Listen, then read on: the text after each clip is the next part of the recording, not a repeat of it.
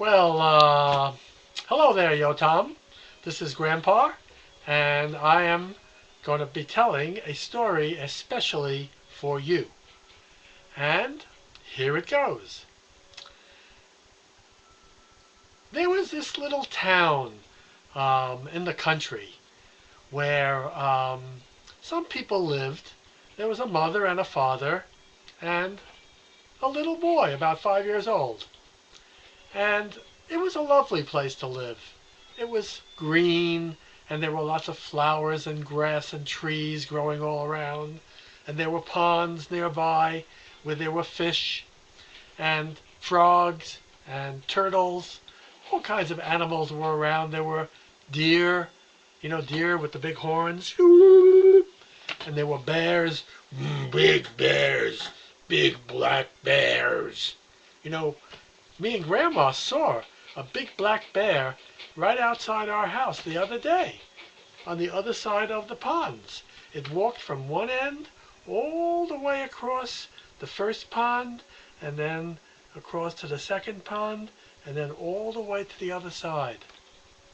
And the other night, this is not part of the story, this is really true. Grandma woke me up because she was going, "Shh, get out of here, get out of here."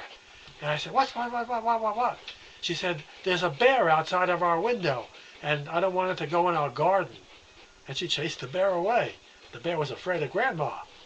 Yeah, I'm afraid of Grandma too. Anyway, so this little boy lived with his parents in the country, and it was really very nice. Very, very nice. But then it started to rain. And it rained.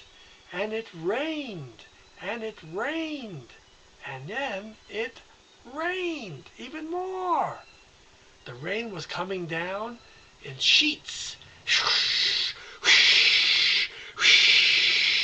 The rain was everywhere. It would start, and the ponds started to get higher and higher and higher. And pretty soon the ponds overflowed the banks, and water came coming down the hills and pouring down all the brooks and all the rivers. The rain was coming so heavy that people were climbing up on top. First they climbed up, on the second floor of their house. And then they climbed up on the roof of their house because the water had come up. It was a flood. That's called a flood, when the waters come up very, very, very high. And people have to get up on the roofs of their house in order that they shouldn't be carried away in the water. The storyteller has to taste a pluot. A pluot? This is a pluot. Hey, Grandma, this is good. Grandma's over here. You want to see Grandma? Hey, there's Grandma. Hi. This is Yotam's story.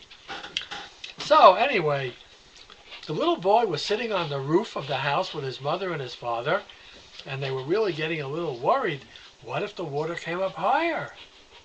But then it stopped raining, and the sun came out. And they were sitting on the top of their house on the roof, and the sun was shining, and it was very warm. But they didn't know exactly what to do. They couldn't go down because the water was up to the top of their house. And they didn't have a boat. They actually had a boat. It was sitting in the pond. They had a canoe. But the water, when it came up, just took the canoe away. So they sat on the roof, and they were waiting to see what would happen.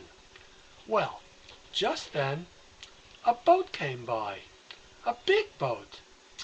And there were many people on the boat. It was a motorboat. And the captain of the boat looked over and saw this boy and his parents and said, "Ahoy there! Do you need any help?" And the boy says, "Yes, yes!" And his mother and father said, "Yes!" So the boat turned around and came over to them, and they got on the boat. And then there were a whole lot of people on the boat, all of the boy's friends, his chavarim. They were all on the boat, so they started to play. And they were running around the boat, and they were having so much fun. And the captain said, "Say, will you please stop running around the boat?" And the boy said, well, but we want to have fun. And the captain said, well, I guess it's okay, but be careful. We don't want you to fall off the boat. You know that, right? And the boy said, yes, yes. And they ran around and ran around, and they were bumping each other and, jumping all over each other. And suddenly, one of the boys went flying over the rail into the water. Oh, all the boys called to the captain, hey, stop, stop, our friend Ezra has fallen in the water. We have to save him. We're going to jump in and get him. No, no, said the captain. Don't you jump in. We don't want everybody in the water. Oh, I am a very strong swimmer. So he said to the first mate. The first mate is the person who is next to the captain, and he can take over what the captain has to do if it's necessary. So he said to the first mate, take over the wheel of this boat, turn it around, and we're going to go back and get Ezra. And they looked, and Ezra was a pretty good swimmer himself, but hey, it's dangerous. So the boat turned around. Actually, this reminds me, this is another true story. Do you remember, I think it was last year or the year before, we went out to the lighthouse to go swimming, the whole family, and Benjamin went out too far into the current, and he was going down the river, and I went out to try to get him, but the water was going too fast for me too, and I didn't know quite what to do. But then a boat came by and saved us both. I don't know if you remember that, but that really happened. Anyway, Ezra was in the water, and the boat turned around, and the captain pulled off his clothes. He was standing there in his underwear, but he wasn't embarrassed because this was important. He had to save Ezra.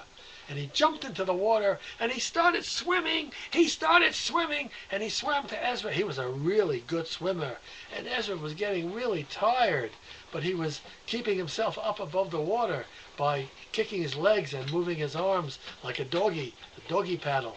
And the captain came over to him and picked him up and put him on his shoulder and swam him back to the boat and carried him up. And Ezra was tired, but he was really excited because it was fun. He didn't have enough time to get scared. He thought the whole thing was really fun.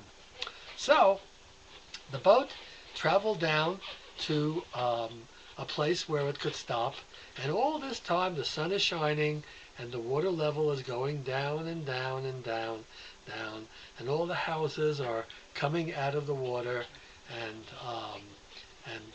the sun is shining and everything very nice, and then the water came down to its normal level, and everybody went home to their houses, and they had a lot of work to do because the water came up into the houses and everything was soaking wet, and they had to dry things out, and some things they had to throw away, and they had to pump out the water from places where it kind of caught up.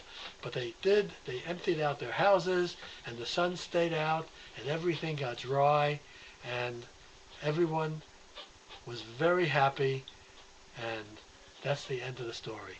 So, Yotam, I hope you enjoyed that story. I want you to know that me and Grandma miss you very much, and we have your picture right on our computer. Whenever we turn on the computer, there's a picture of you sitting there. In fact, I might be able to show it to you, sitting there, and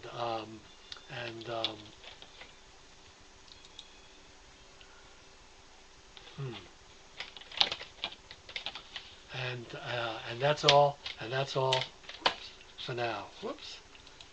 Okay. So we're going to see you soon, and if I can figure out how to show you the picture, I will show it to you. Lots of love from Grandma and Grandpa. Bye-bye now.